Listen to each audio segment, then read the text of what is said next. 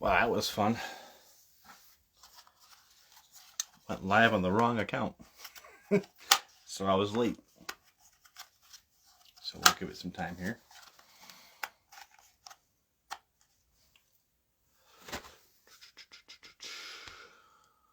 Questions? None yet. Hey, Drew, how's it going? I was a little late. Actually, I went live on the wrong account. Oops.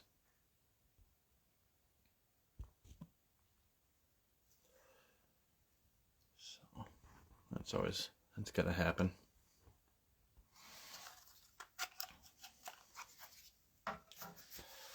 So this is gonna get posted later. This is my first non-giveaway live. What we're doing is Tactical Tuesday Talks. So every Tuesday at right around 9 o'clock, it might change time depending on schedules. We're just going to talk for about 30 minutes or so. We give it about that long. We're just going to talk about news, current events with the company, with the Second Amendment community. But this is going to be a audience-driven tactical talk. It's not just going to be, well, it'll be me blabbing my mouth up here, but there's going to be weeks that if you guys want to join in, you can request to join live, ask your question live instead of just adding into the comments and me answering it. You can actually come on, we'll split screen here, we can chit chat, talk a little bit about questions either about our company or anything related to concealed carry, Second Amendment defense stuff. I'll talk about whatever it is that I can answer. People who don't know me, my name is Charles. I'm the owner of Collector Tactical LLC. We are a holster company first, but that's not all we do. We do much more than that, or at least we're planning to in 2025. We're going to be opening up some new doors and adding a lot more gear and equipment and tactical Second Amendment concealed carry-esque gear.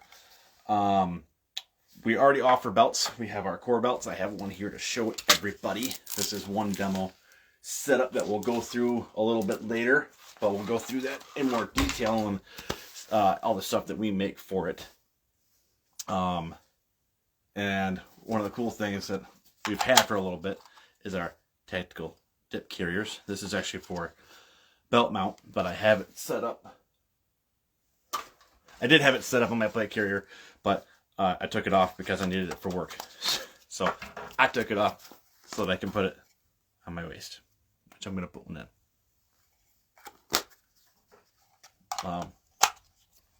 Those are cool. We're going to be doing armor this year. That's going to be one of the big things that we do. So it's going to be through Tacticon Armament, and we're going to be offering every kind of armor that they have. That'll be they're level 3, level 3 plus, level 4s, AR500, AR600 steels, SRTs, hybrid plates. It's like a poly. I'll mess it up. I can't remember. It's not fully ceramic or steel. It's polyethylene. I don't know. It's nice. And it's going to be affordable, really affordable. And it was one of the very first and one of the only armor companies in the U.S. that's NIJ certified, and they have their own NIJ certified testing facility that they've built in their own manufacturing plant, so they can do NIJ testing there. So that'd be cool. That's new for 2025. Tactical Talk Tuesdays, that's going to be new for 2025. I'm going to keep this going as long as we can. Right now I'm going to start off on just Instagram. But I've got to learn how to do multicasting, so I'm going to learn a little bit more on how to put this live on YouTube and Instagram simultaneously. And then if I get a following on Rumble, eventually it'll go on Rumble. But there's like 2 people on Rumble that follow me, and I think my personal account's one of those. So we'll wait for that to pick up. As far as holsters go, what's new for us and what we're going to be bringing out.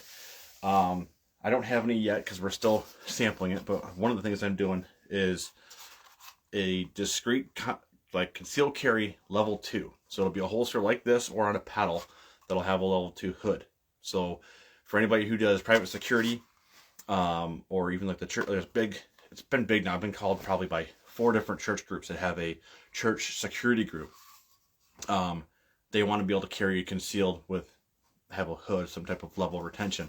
So that's going to be something that we're going to be rolling out here soon, is the availability to select a paddle and a pancake holster like this with a level 2 hood.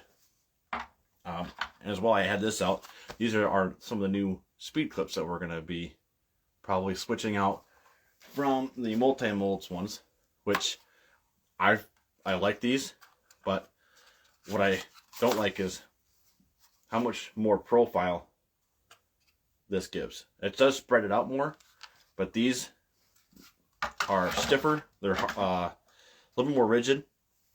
Same basic design, but these are overall, I think, better. And I've been testing them for a little bit, and I like them more. What else do I got here? Should have brought my notes. So that's one thing to bring out is show notes. Make sure I have them in front of me. Let's see. Next thing we're going to be doing is every Monday I'm going to put out a schedule for what we're going to talk about on our tactical talks. So this first video is just really going to be talking about overview of it and what we're planning to do in the future. So this one's just going to be that. It's going to be pretty short. The next ones will actually have a topic that we'll go dive deep into, and we'll talk more about it. It'll be everything from battle belt setups. How do you set them up for what mission are you going to be doing? What belts to use? I have multiple different belts. I think I've got at least 3 different belts that I've used. I've got one here that's I'm not sure who makes this inner belt, and a HSGI padded inner belt. I've got a Tacticon outer belt, and I have a Core Essentials belt. Those are the 3 that I've used. We're going to talk about pistol selection for concealed carry and open carry for your everyday use, and as well as holster compatibility for those, and where you should carry, how you should carry.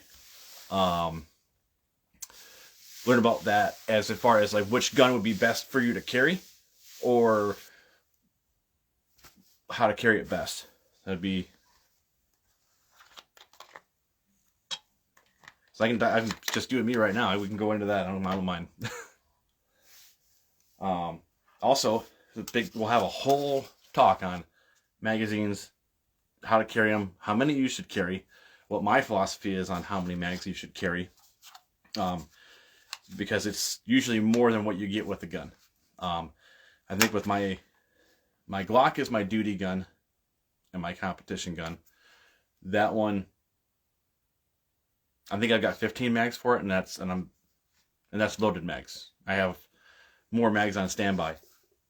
For my carry gun, I got 6. There's usually 3 on me, 1 in the gun, 2 on me somewhere.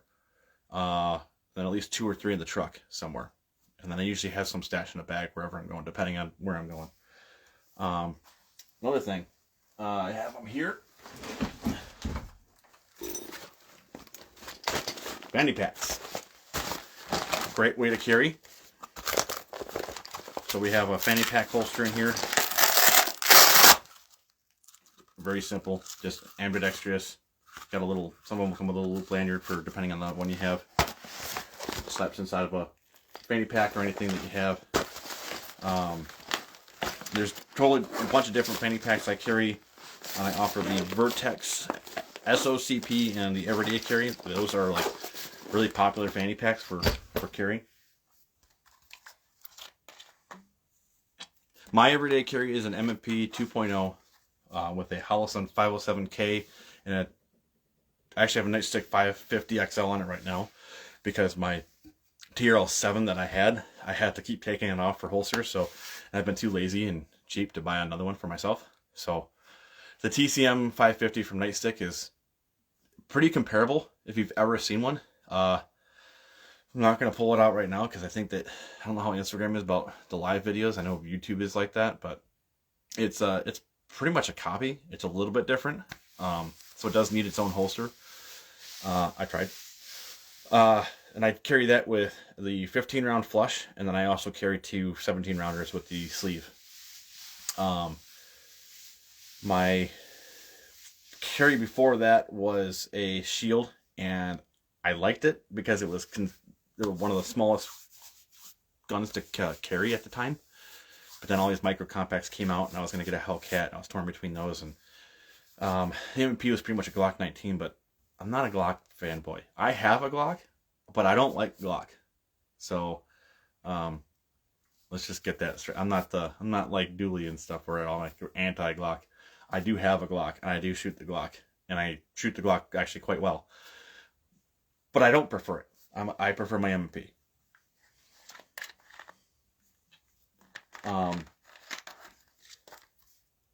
See, some other talk medical gear. I actually sold out of them, but I have a. This is our single inside the waistband mag carrier. But if you know what the snake staff systems, I might actually have one. I lied to you. I have one in. I think it back. So inside this Everly stock Bandol XL, I've got the ETQ. This is a 33% smaller than a regular sized tourniquet. Perfect for carrying around, because I know people that carry a full size tourniquet and it's just cumbersome, it's bulky, it's big.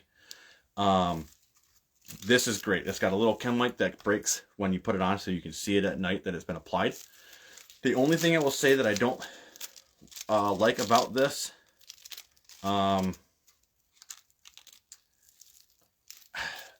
is just, I'm not sure how I feel about the clasp. It's nice. It has a little clasp to lock your windlass in. But if you ever have to take the tourniquet off and you've got it tight, I haven't fully tested it. I probably should do a video where I actually put this on. This is nice because you can carry this in a pocket. They have soft pouches for them that they sell there. But they also fit inside of a 940 double stack magazine carrier. So you can carry it inside the waistband discreetly and comfortably. So that's really a nice feature for that. And that's the Snake Staff Systems ETQ tourniquet. That is something that we'll be adding to the website here once I get the new website rolling. There's a new website in the background working on. I have a new host. It's still a WordPress site, but it's by a Second Amendment friendly hosting. So I have a whole bunch of stuff that I'm working on there to build that website, make it better, improve it, make it more efficient, and I'll have a lot more product that'll be added to that once I get that ball rolling. But there's a lot of stuff I have to work out to get that going. And yeah, you're saying the Glocks aren't as enjoyable to shoot. I don't like how fat the grips are. I'm already planning on doing a grip reduction and a double undercut to maybe make it more enjoyable. I did put a tungsten guide rod in it, which is very minimal, but it does help the recoil impulse a bit. And I do shoot 124s or 147s out of it, and that does seem to help quite a bit. It's a 2A Pro. That's what it's called, is a 2A Pro. It's from Tacticon. They started a 2A Pro. If you guys haven't heard of Tacticon, they're a great company. They're out in California. They're holding it down in the communist state of California, and they don't move out. If you ever watched their podcast, they talk about how they don't move out of California because they're not going to go to a Pro 2A state as a 2A company, because they're going to be, when you go to advocate for Second Amendment, if you go to a big group of 2A people that agree with you, you're just talking to yourself in a mirror. You want to go where people disagree with you. And believe it or not, majority of California is pro 2A. It's the central, the concentrated cities that are not, and the governments. But they have a hosting site that, through the 2A Pro course, is a business course that I am taking with them. They offer the website hosting and all this other fantastic support, and I have access to all of their staff for questions and stuff. It's been pretty good. And the cool thing is anybody can join. You just go to, I don't know the site. If you go to the Tacticon's website, you get on their email list, or just watch their podcast. They talk about it every time they have a podcast, so you can get in that. Yeah, so look up the 2A Pro. They have a 2A Pro store as well, and what that is basically a Second Amendment friendly Amazon. So the Second Amendment friendly Amazon is basically where they're like, you can sell everything that you would want to, tactical wise, guns, ammo, gear, all that stuff that Amazon would shut down. And it's basically a system set up for for that. So that's pretty cool. Haven't full. I don't think they have it fully like operationally. I think there's a bunch of people in there, but the ball's rolling a little bit. I guess a little bit about me too. So if you guys have read, go to my website. I have a whole bio that I talk about myself, and I hate talking about myself. It's like, so I spent 8 years in the Marine Corps as infantry. I will say I was reserves, so I was a domesticated grunt. I was a house grunt, as we like to call it. So I did a lot of admin stuff. I did trainings, ranges. I was a school's NCO for the whole battalion. I did do a lot of training. I did deploy to Central America for 9 months. I was there as a Foreign Security Forces advisor. We trained foreign security forces to better strengthen their abilities to stop the flow of drugs and human trafficking to come up into the U.S. So it was kind of like a win-win. We help them, they help us. We hope. So it was kind of fun. Did some hurricane disaster relief while I was there, so that was fun. I was a combat marksmanship coach. I was a UAV pilot. Nothing crazy, just the little ones, not the cool drones. We didn't have those yet. So I did a lot with them. But once I came out of there, I was an NRA instructor for 3 years. Once I lost my private range, I stopped becoming an NRA instructor, and now I try to instruct. I like teaching. And I feel like that's the best test of if you know something. If you can teach it, then you really actually do know it, or it's a test to see if you actually did know it. So I like to try to educate as much as I can, and that's a little bit what the Tactical Tuesday as a T3 is going to be about. It's education as well, about firearm safety, firearms equipment, how to carry safely, what equipment to carry to be safe, where to carry, where not to carry, and that'll be state specific because there's certain places you're not supposed to carry, but it's kind of like there's laws that are dumb, and they're dumb for good reason, but I might risk it for the biscuit sometimes. I'd rather get in trouble with the law and have my gun than not have it and be in a bad pickle. So, I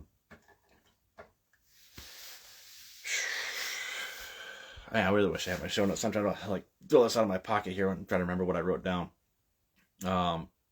Apparel is another thing we're going to be doing. We're going to be doing some drop shipped apparel. So I gotta try to do some graphic design, but I'm not really good at it. So I'm going to outsource some graphic designs. I'm going to come up with some cool t-shirts and hoodies and stuff that will be available on the site. We do have patches. I'll pull one down. So we do now have PVC patches. Those are live on the site. I also give these away in events and things like that. And I gave one out. I gave one away for our last giveaway. Someone had to guess my shot time, which was horrible because I didn't practice and train and my shot timer wasn't set up right. That was my fault. But we have PVC patches, so those are cool.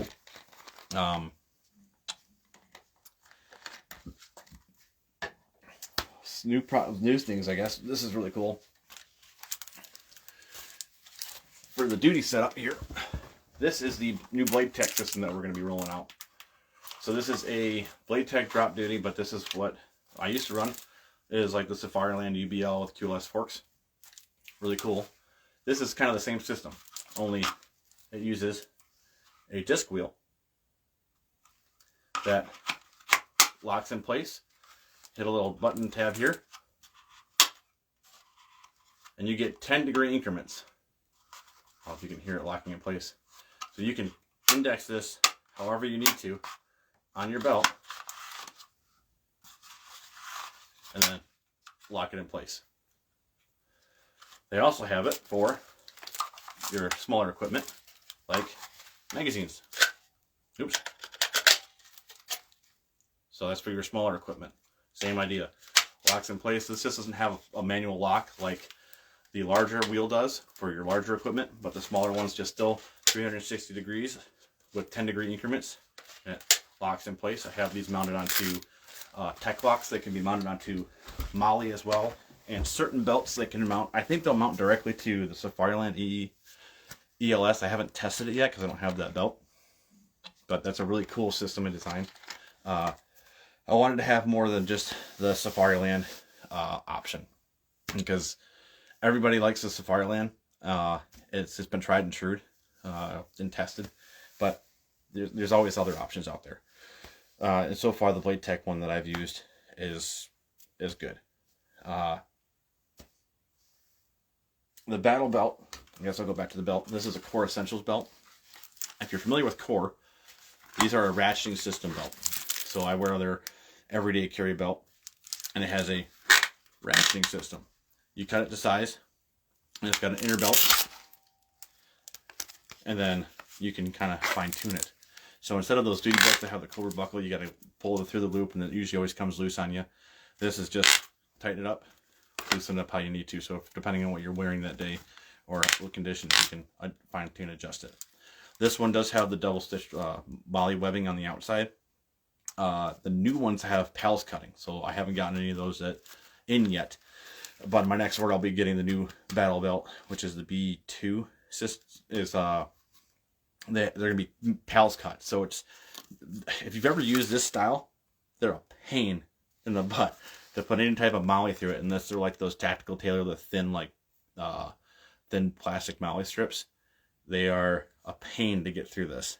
That's why I just opt for Tek-Loks, because it's just clamp over, double locks, and you're good to go. Because I hate putting MOLLE on. Yeah, once I switch to Core, you cannot go back to a regular belt when you start wearing a Core belt. And I've been wearing mine for 2 years now, and I think it's showing a little bit of wear in one tooth. I think it slips out in one tooth, but I'm always at gun shows, I'm taking it on and off and showing it to people all the time. So mine's probably taken on and off more than the average bear. But you can't beat them.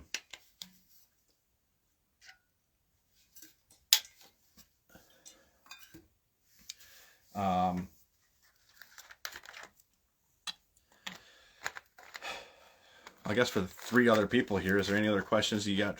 Hold on. Do you have a 2 1/4 inch battle belts? Wait, do you use 2 1/4 belts for? I don't have any 2 1/4 belts, technically. Let me see what this belt is.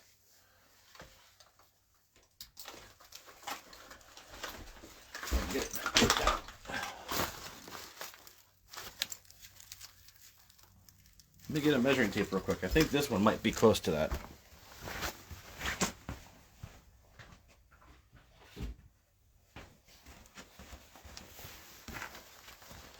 This is the Tacticon. This is at 2. So this one's at 2. This is their outer. This one is not a 2-piece technically, but it does have an inner belt liner.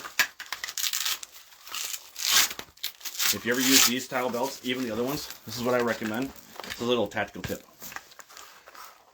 Get some hook and loop adhesive from Amazon. Put it on the back of your Tek-Loks or whatever you're mounting to your outer belt. So that way you don't lose any grip placement from your inner belt. So once you start putting these on, you'll start, if your belt's loaded up like this one, not much room for anything else on here. That inner belt isn't going to have any traction on that hook and loop, and it's just going to slip or slide on you, and it's not going to do what it needs to do. So you get yourself some hook and loop and put it on the back of your Tek-Lok, and then that doesn't slip around. This has got that padded gel. It's nice and comfortable. Doesn't slide on you. That's really nice. Like this one, I haven't done it for this one yet, but you can see that gap? That's because I don't have that Velcro on there. So if I loaded this whole belt up and it was just Tek-Loks, all my whole belt could shift and slip around. There is a Core that's a 1.75. I've sold a few of them. The battle belts, the Core battle belt, the one I just had from Core, that is a 1.75 MOLLE belt. The other belts I think this one's 1.5. Yeah. This is just a 1.5 inch Cobra buckle. It's like I don't remember the name of the company of this one. I can't remember. Gun Tech or something like that. and I weave it through the HSGI padded duty belt, which was a pain in the butt. This is much more plush. It's just got some squish to it. This is more comfortable, but this whole belt setup was probably my most expensive belt set. When I had it all set up, I think this was like $340, with all my attachments and gear and everything. The core belt retails for $140, and the Tacticon belt is like $85. So they're better cost-effective options. You can go with like the Blue Force gear, which is a great, or Blue Alpha or Blue Force gear, Blue Alpha gear. They have a great belt system, but they're generally more expensive. And that could be a whole nother talk in itself, but there's a whole level of, does the better priced gear make it better? Yes and no.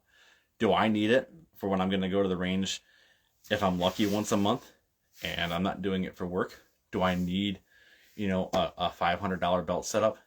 No.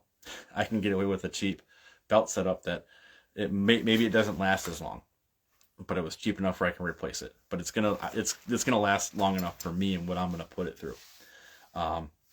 I've had this belt for years. This is my instructor belt for a while, and I don't like it because this is like the one I have to adjust it all the time, and it's this floppiness here. I don't like it. That's set aside for another plate carrier setup, and we'll go over plate carrier setups.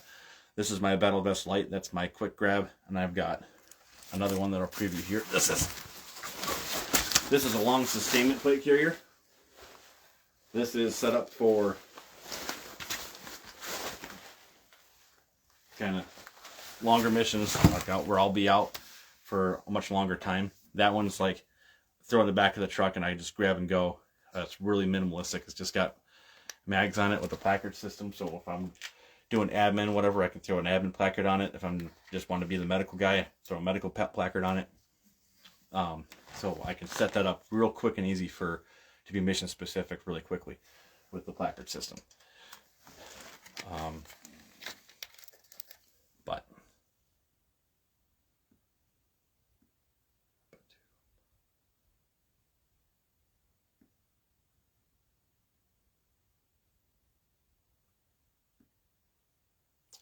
so Monster Gauge, you said that your core leather belt messed up. Did the leather start breaking down? I don't know if he's still in or not. Let me see if it'll show me if he's still in. Oh, well, Monster Gauge, if you're still in, if it's the leather will break down, because it's leather. It's organic material. It's not going to be as durable and long lasting as like the nylon will be.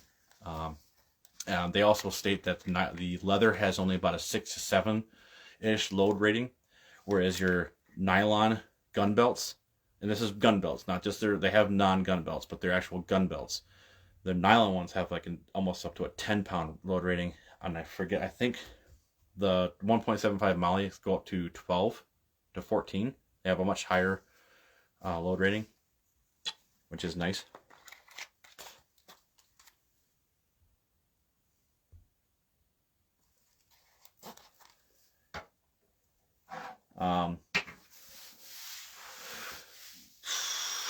Let's see if there's anything else that we can chit chat about. We've hit the 30-minute mark, but I'll keep going a little bit here. Trying to look at my bench to see if there's anything new and fun that I've got sitting out here, and I don't have anything. I got nothing.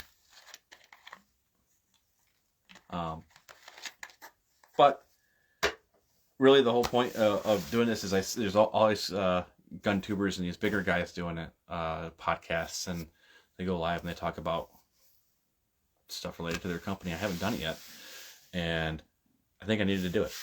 I think it's about time that everybody in the community here that's been a follower or a customer of mine can see my face, and they can talk and converse with me and ask about the company, ask about my thoughts on certain things. 30 minutes is usually good. I feel like unless you have like a team, like if I had more people to chit chat with, and if you have an hour to an hour and a half long podcast like the other guys, you can stay tuned longer because there's there's information that you're interested in and you can follow along. But really, after the first few minutes, you've lost anybody's attention. If you're not talking with someone about something interesting, when they pop in, they're like, I'm getting out of here. So, but luckily I'm a talker, and everybody that knows me knows that I'm a talker. I can go on by myself for a good while before I have to tell myself to shut up. And that's before someone else tells me to. But I did start a little late, so I'll take this to about 9:40 my time. So 8 more minutes or so, and then I'll wrap it up until next Tuesday. And like I said, every Monday what I'm going to do is I'm going to put out a post that's going to give the topic of the week.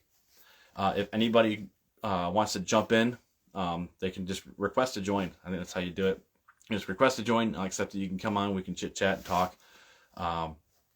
We can do that live, and we can discuss something back and forth. Yeah, I'm hoping it'll build. Hopefully, I've been slacking on the YouTube.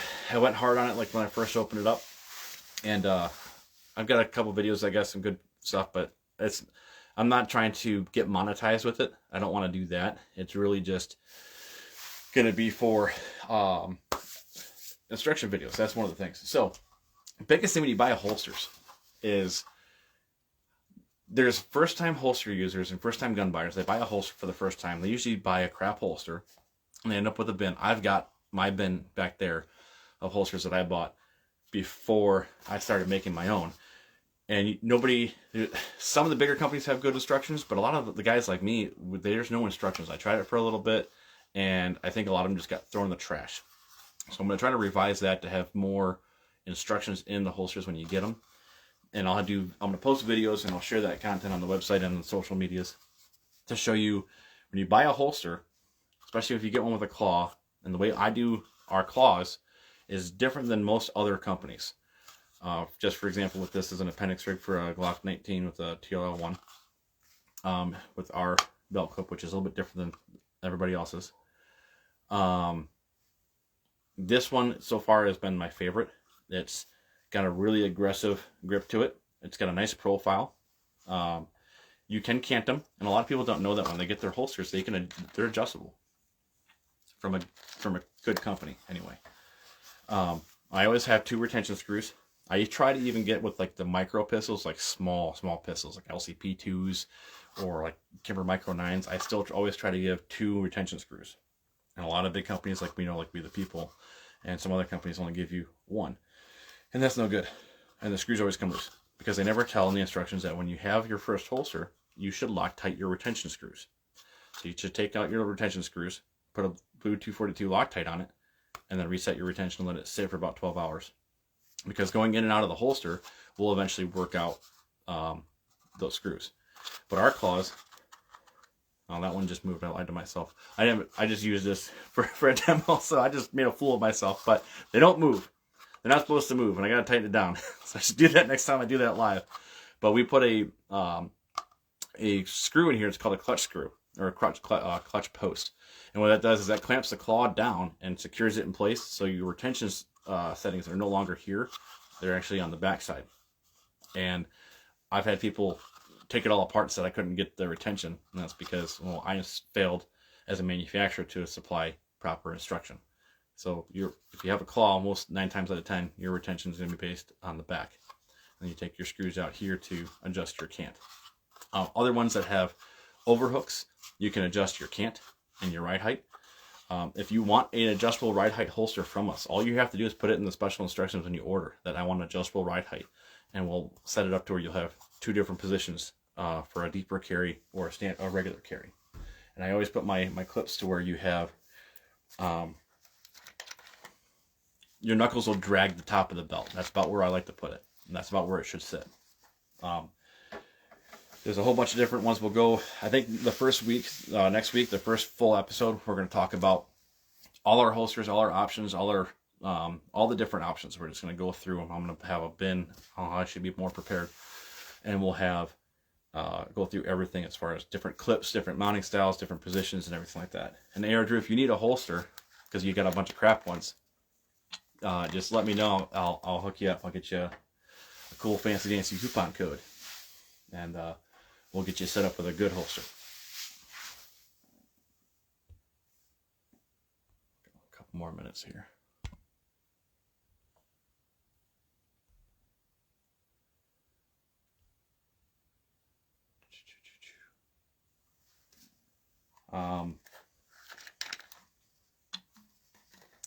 Let's see, what else is there? Well, I guess I will just kind of wrap it up here, and then if you have any suggestions for future shows, the topics and stuff that you want us to go over, just send us a message on Instagram or Facebook or any of our platforms, and just give us that, and I'll make a list of all the user inputted topic ideas, and we'll just go through them like a Q&A. I'll try to maybe eventually get it set up to where it's on the website. You can post a question for T3, and we'll answer questions and things like that about just about anything that's relatable to the 2A community. With that being said, I'm going to sign off and wish the one of you that's watching a good night and a happy Tuesday. And for the closing bit, I guess I'll just do what everybody says: is be safe, train, carry everywhere, because this is America and we have that right. Express your right as often as possible, but do it safely and do it smart and carry with confidence. All right. Have a good night, guys.